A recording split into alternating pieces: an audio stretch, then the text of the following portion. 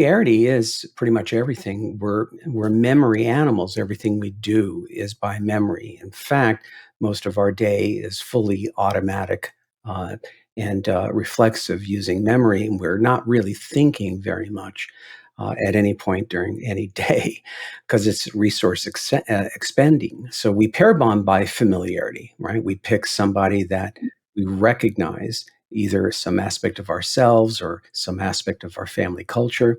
And they're stranger enough to be interesting, but they're familial enough to feel like we're fairly close to home.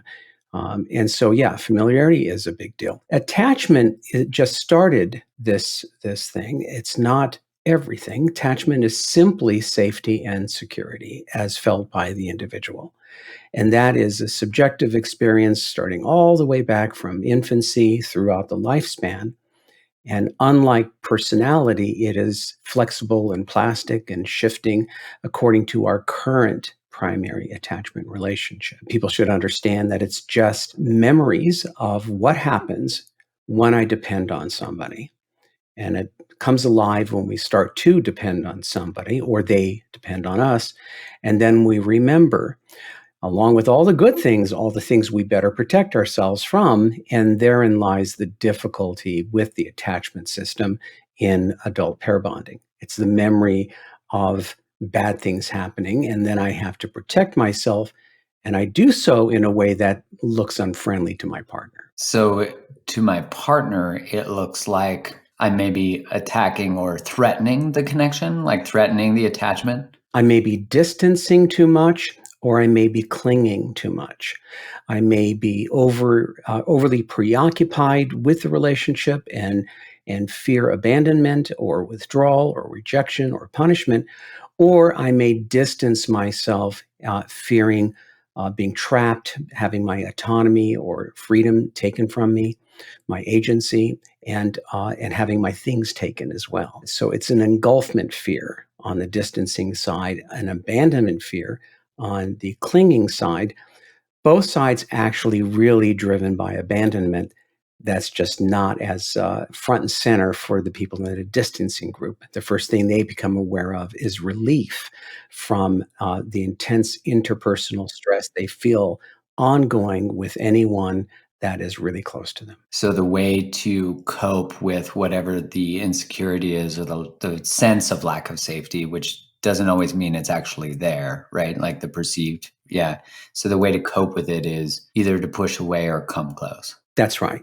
Come close in a way that for the ordinary person, that when I say ordinary, is somebody who is secure, finds intrusive or finds overly dismissive, distancing, or derogating of attachment values, right? I don't need that. I'm not needy. I don't like needy. I like my alone time. Don't bother me. Don't interrupt me. What's mine is mine. What's yours is, well, maybe it's mine also.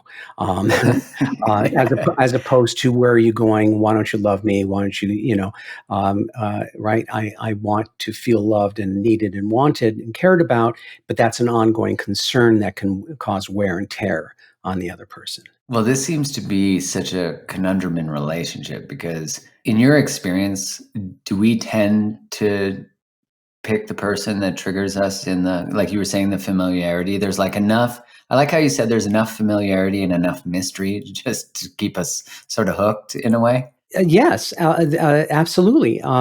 We're intrigued. Many times we're falling in love with ourselves. I mean, it takes a year to really begin to separate the projections, the idea of the other person and ourself with the other person with reality. And within that year or just after, we start to become very aware of the not so good things, of the things we don't like that we remember, and many times, the very thing that we are attracted to also annoys us. This is nature's little joke. You and I have the bite that fits each other's wound. Oddly enough, it's not really that the person has that. It's not really because we're all memory or mostly memory. That person is going to trigger memories going all the way back to early childhood. Not the same way that your boss does or your colleagues or your friends do, but this is different. This relationship has the roots that are similar in the earliest relationship with our originals, the people, the gods that we depended on for survival in our childhood. No other relationship triggers that. And also, there are expectations and entitlements that come with this that other relationships don't have, such as we expect to be primary, you and we don't tolerate being secondary or tertiary. We don't like being sidelined or relegated to third wheel. And that's another feature that seems to be psychobiological that is across all cultures, interestingly enough.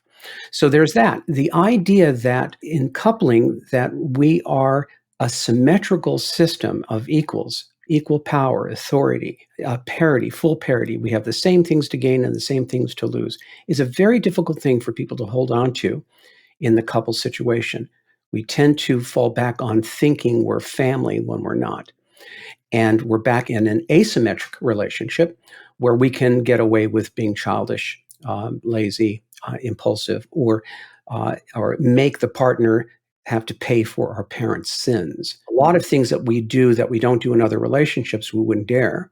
But again, there's something about the adult romantic pair bond that has all these features and bugs to it that make relationship harder. And by the way, one more thing, attachment isn't nearly the problem. The problem is our species. We are by nature warlike, aggressive, moody, fickle, impulsive, opportunistic, easily influenced by groups and others, and we're xenophobic. We otherize. That is a feature in the world, but it's also a bug in love relationships. Our comparing, contrasting mind, are always being aware of what we don't have and feeling disappointed. These are all the human primate issues, the human condition, and that's a greater problem that faces couples than island, anchor, or wave.